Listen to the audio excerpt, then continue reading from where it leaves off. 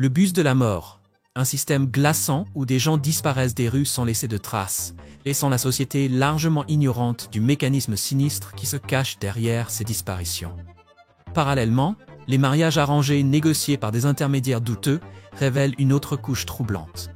Tandis que la tristement célèbre chaise du tigre demeure un symbole effrayant de contrainte et de peur, personne ne veut en faire l'expérience. Avez-vous déjà envisagé que les commentaires qui inondent les réseaux sociaux, qu'ils soient élogieux ou critiques, ne soient peut-être même pas réels? Des images fuitées en provenance de Chine, le pays le plus peuplé du monde, dévoilent des réalités choquantes qui brisent des perceptions de longue date. Ces séquences, issues d'une recherche minutieuse, restent non vérifiées. Mais elles nous obligent à tout remettre en question. Restez avec nous alors que nous vous présentons cette vidéo controversée issue de cette superpuissance montante. Tout a commencé comme une histoire réconfortante. Un père issu d'un village isolé de la Chine rurale partageait des bribes de sa vie modeste à travers des vidéos en ligne. Ces publications, remplies d'images de sa maison délabrée et de son jeune enfant, ont touché le cœur des spectateurs du monde entier. Les gens ont réagi avec générosité, envoyant des dons pour aider la famille à surmonter ses difficultés. Cependant, ce qui avait commencé comme une histoire inspirante a pris un tournant inquiétant en janvier 2021. Une influenceuse bien connue des réseaux sociaux a décidé de rendre visite à la famille pour mieux comprendre leur situation. À son arrivée, le père était absent, mais l'enfant l'a accueilli en tenant un peu de nourriture. Lorsque l'influenceuse a posé des questions, l'enfant a fait une remarque étrange. Il a parlé de nourrir sa mère. Cette remarque a soulevé des interrogations, car la mère n'avait jamais été vue ni même mentionnée dans les vidéos. La curiosité a poussé l'influenceuse à approfondir son enquête. Ce qu'elle a découvert était profondément perturbant. Dans un endroit séparé, faiblement éclairé et négligé, elle a trouvé une femme. Fragile et visiblement malade, elle semblait avoir subi une négligence sévère pendant une longue période. Cette femme, plus tard identifiée comme Zhang, était originaire de la province du Yunnan. Son histoire était celle d'une exploitation humaine tragique.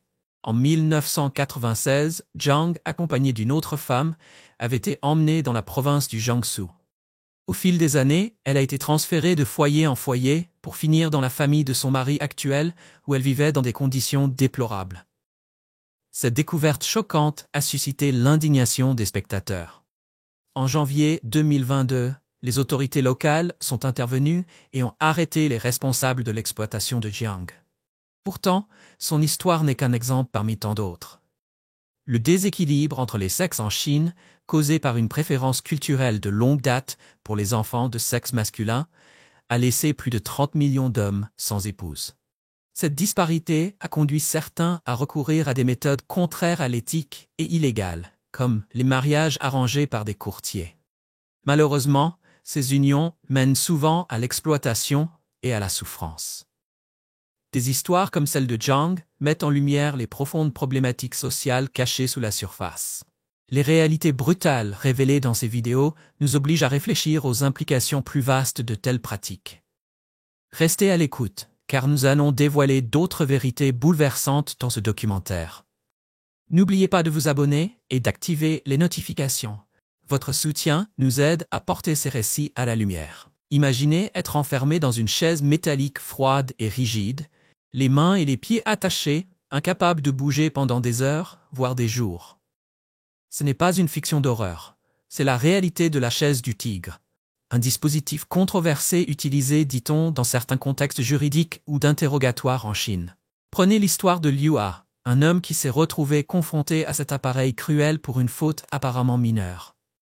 Avoir exprimé ses opinions sur des plateformes sociales comme QQ ou WeChat. Ces publications, qui critiquaient simplement l'administration locale, ont conduit à sa détention, puis à un interrogatoire durant lequel il a été placé sur la chaise du tigre. Il n'était accusé d'aucun acte violent, pourtant ses plaintes en ligne ont été jugées suffisamment menaçantes pour justifier des mesures aussi extrêmes. Un autre témoignage concerne Li Jun, un homme d'affaires prospère originaire de Chongqing, dont la vie a été bouleversée lors d'une campagne gouvernementale contre la mafia. Li a raconté avoir été attaché à la chaise du tigre pendant plusieurs jours, sans pouvoir se lever, s'étirer ou même changer de position.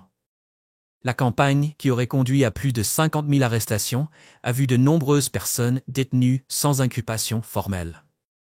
Le calvaire de Lee n'a pris fin qu'après le paiement d'une lourde amende, ce qui a suscité des doutes quant aux réelles motivations de l'opération. Ces récits, bien que choquants, ne sont qu'un aperçu de l'usage inquiétant de ce genre de méthode.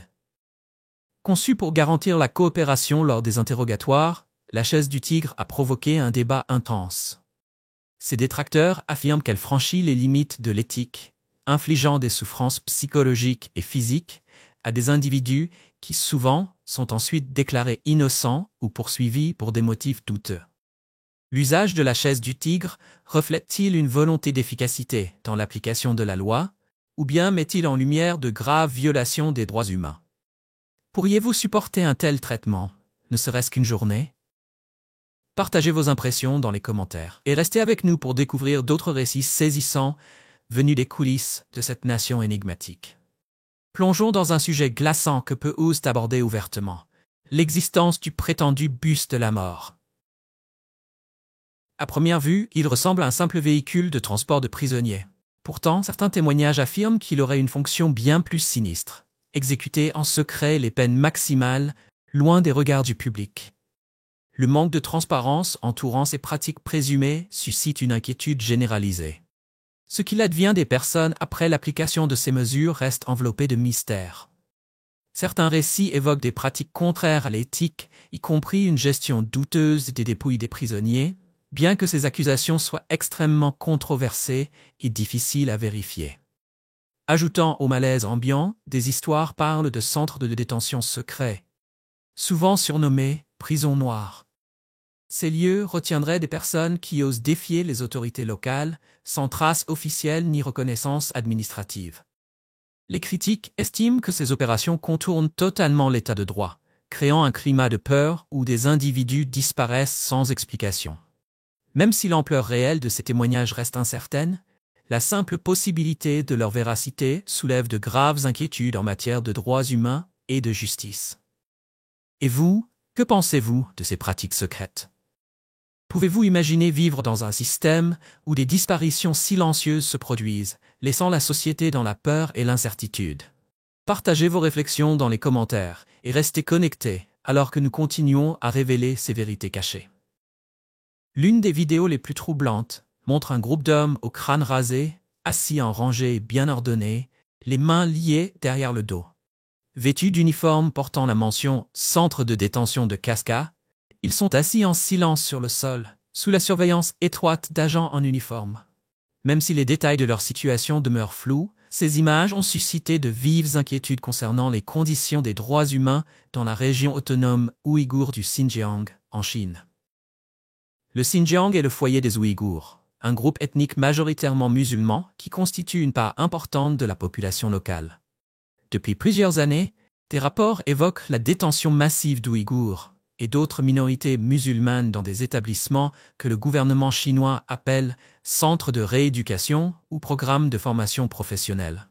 Tandis que les autorités affirment que ces centres visent à lutter contre l'extrémisme et à favoriser la stabilité, les organisations de défense des droits humains décrivent une réalité bien plus sombre. Selon ces témoignages, les détenus subiraient une assimilation culturelle forcée, des restrictions sévères de leur liberté religieuse, ainsi que d'autres atteintes graves à leurs droits fondamentaux. Les détracteurs estiment que ces mesures détruisent l'identité culturelle ouïghour et constituent de sérieuses violations des droits humains, provoquant l'indignation internationale. Le gouvernement chinois rejette fermement les accusations de mauvais traitement, soulignant l'importance de ces efforts pour garantir la sécurité nationale et encourager le développement économique. Pourtant, le scepticisme persiste, avec des appels croissants à la transparence et à la conduite d'enquêtes indépendantes sur la situation réelle dans cette région. Ce dossier complexe continue d'alimenter un débat houleux, alors que le monde tente de trouver un équilibre entre la lutte contre l'extrémisme et la protection de la dignité humaine. Et vous, que pensez-vous de ces pratiques controversées? Peuvent-elles réellement favoriser la stabilité ou risquent-elles de faire disparaître une culture entière? Donnez votre avis dans les commentaires et suivez-nous pour découvrir d'autres vérités cachées sur cette nation aussi énigmatique que fascinante. Saviez-vous que les commentaires que vous voyez sur les réseaux sociaux, qu'il s'agisse d'éloges enthousiastes ou de critiques acerbes, ne proviennent pas toujours de vraies personnes? En réalité, bon nombre d'entre eux pourraient être générés par des robots automatisés. Le monde secret et troublant des fermes à bots attire de plus en plus l'attention, notamment celles qui fonctionneraient depuis la Chine, où la technologie est exploitée pour manipuler le discours public à une échelle massive. Récemment, une vidéo devenue virale a offert un rare aperçu de ce que l'on appelle une ferme à bots. Les images montraient des rangées interminables d'ordinateurs et d'appareils mobiles, alimentant sans relâche les plateformes sociales avec de fausses interactions. Ces systèmes sont conçus pour amplifier certains récits, promouvoir de la propagande et faire taire les voix dissidentes. Pour un utilisateur lambda, ces activités orchestrées se mêlent parfaitement aux discussions authentiques, rendant presque impossible la distinction entre un engagement réel et une influence fabriquée. Dans la séquence virale, des dizaines de smartphones étaient connectés à un vaste réseau, chacun générant des milliers de mentions j'aime, de partages et de commentaires artificiels. Ces activités trompeuses apparaissent souvent sous des sujets tendances, créant l'illusion d'un soutien ou d'un tollé généralisé, influençant subtilement mais puissamment l'opinion publique. Cependant, un rebondissement inattendu a émergé après une enquête approfondie. Contrairement à ce que beaucoup croyaient au départ, la ferme à bots filmée ne se trouvait pas en Chine. Elle a été retracée jusqu'à une opération marketing au Vietnam, utilisant des méthodes similaires désormais courantes dans toute l'Asie.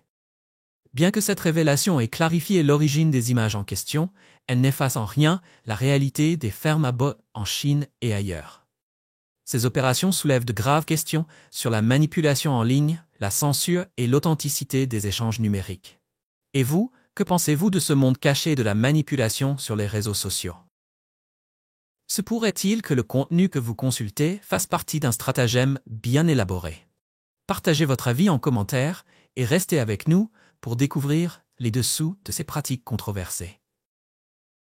Dans une affaire choquante récemment révélée, un homme a été condamné à 15 mois de prison et à une amende de 50 000 yuan pour avoir dirigé un réseau de 4 600 smartphones. Ces appareils étaient soigneusement programmés pour générer de fausses interactions sur les plateformes sociales, gonflant artificiellement les vues, les mentions « j'aime » et les commentaires, afin de créer une fausse impression de popularité.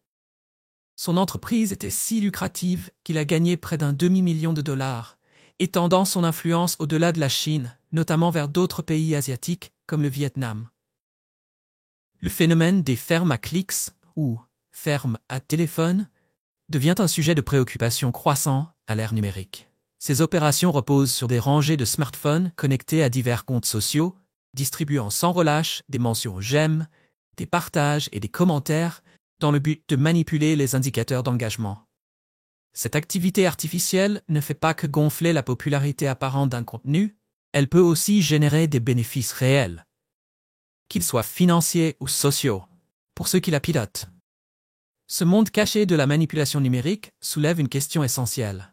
Ce que nous voyons en ligne reflète-t-il réellement des interactions humaines authentiques? Ou bien sommes-nous souvent confrontés à une illusion savamment orchestrée? Et vous, qu'en pensez-vous? L'engagement sur les réseaux sociaux est-il aussi réel qu'il en a l'air, ou bien soupçonnez-vous qu'il soit influencé par des opérations comme celle-ci? Partagez vos réflexions en commentaire et ne ratez pas nos prochaines révélations. Plongeons maintenant dans un événement extraordinaire qui a captivé le monde entier. Récemment, une étrange créature marine s'est échouée sur une plage isolée de Chine, laissant les habitants et les internautes complètement perplexes. Cet être étrange, aux traits vaguement humains, évoquant une tête, des bras et des jambes, mais doté d'un corps anormalement mince, est devenu une sensation en ligne. Incertains de ce qu'ils observaient, les habitants l'ont scruté de loin, jusqu'à ce qu'une personne ose s'approcher pour prendre des photos, qui se sont immédiatement propagées sur Internet. Mais ce qui a rendu l'incident encore plus stupéfiant, la créature semblait bouger. Une courte vidéo filmée sur place a enflammé les réseaux sociaux, alimentant un torrent de débats. Était-ce une forme de vie extraterrestre? Ou bien une créature des abysses encore inconnue de la science?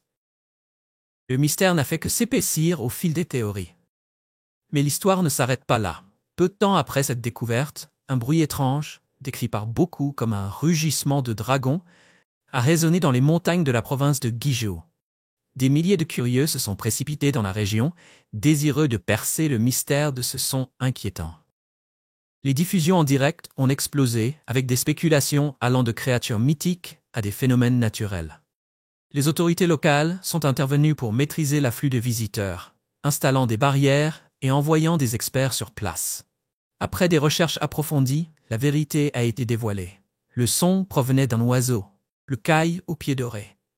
Pendant sa saison de reproduction, le cri de cet oiseau résonne dans les vallées de manière à imiter le rugissement d'une créature bien plus imposante, amplifié par le relief montagneux. Ces événements fascinants nous rappellent combien les mystères de la nature peuvent encore nous surprendre et nous émerveiller. Et vous, que pensez-vous de ces phénomènes troublants? Pourrait-il y avoir d'autres mystères derrière ces histoires? Dites-nous tout en commentaire. Et restez à l'écoute pour notre prochaine révélation surprenante. Imaginez mener une double vie, l'une que vous montrez au monde et l'autre soigneusement cachée. Dans certaines régions, notamment en Chine, la frontière entre réalité et mise en scène devient floue. Certains allant jusqu'à créer des tromperies élaborées aux conséquences parfois stupéfiantes. Prenons le cas d'une créatrice de contenu originaire de la province du Sichuan, connue en ligne sous le nom de Elshan Menang.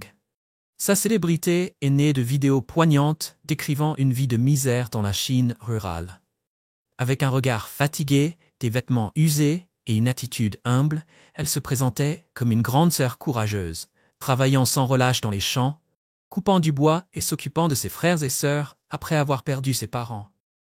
Selon ses dires, sa famille survivait grâce à des patates douces, faute de moyens.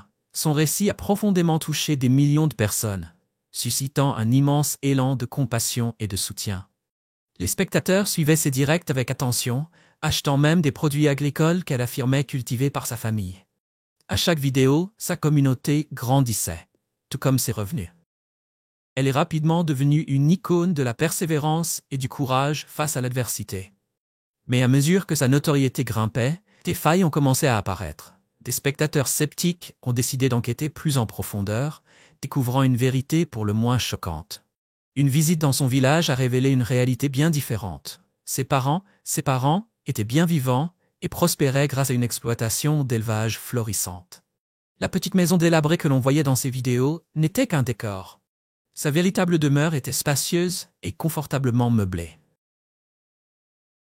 Même les produits agricoles qu'elle vendait comme issus de sa ferme familiale provenaient en réalité de fournisseurs urbains.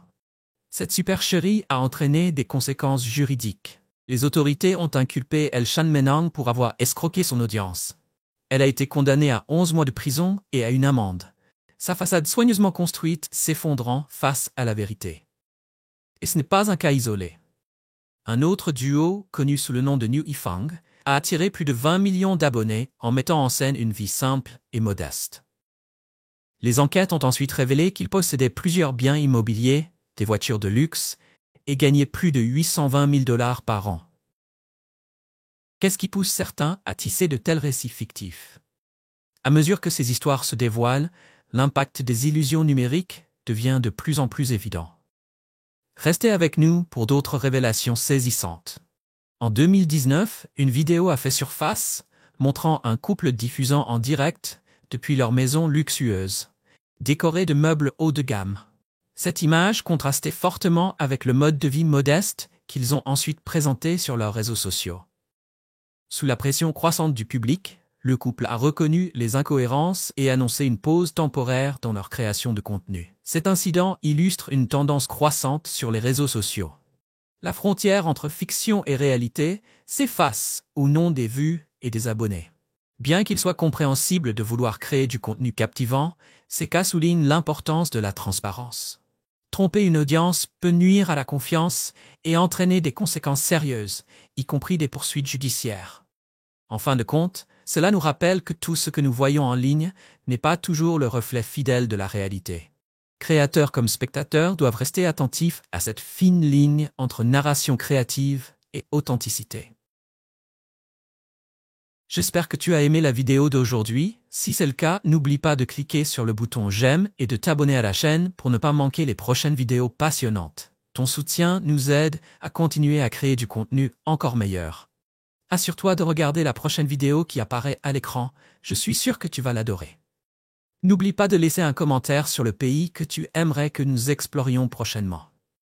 Merci beaucoup d'avoir regardé et à très bientôt dans la prochaine vidéo.